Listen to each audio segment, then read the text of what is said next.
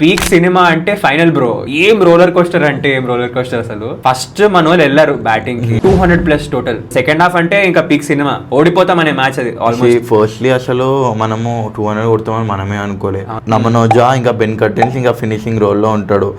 ఆ రోజు Ben Cutting run out అయ్యుంటే పరిస్థితి ఏమైతుండే? షేన్ వాట్సన్ బౌలింగ్ లో బెన్ కటింగ్ వచ్చే కొట్టుడు ఉంటది. అబ్బాబా ఇప్పుడు కూడా అది నైట్ మేర్ ఆర్సీబీ ఫ్యాన్స్ కి. Very very good score Chinnaswamy. We are not even expecting like expect చేసా ఎస్ఆర్హెచ్ గెలుస్తుంది అనేది ఎక్స్పెక్ట్ చేస్తాను. మనం వీఆర్ నోన్ ఫర్ బౌలింగ్. మనం చిన్న చిన్న స్కోర్ డిఫెండ్ చేసి వస్తున్న టీం ఇది డిఫెండ్ చేయలేదా అంటే then comes the Gayle and Virat Kohli. అలా కొట్టుడు ఉంటది చూడు.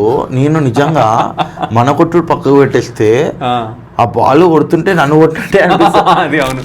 దాని తర్వాత ఆల్ ఆఫ్ ద సడన్ ఈ విరాట్ కోహ్లీ బ్యాటింగ్ ఆడుతుంటాడు, షాన్ బౌలింగ్ లో ఎడ్జ్ అయ్యి బౌలింగ్ ఎగిరిపోతుంది. ఎంత స్ట్రెస్లు ఉండే అరే అసలు గెలవాల్సిన మ్యాచ్ 10 overs 100 పైన కొట్టేశారు. For the first time final చూస్తున్నాము.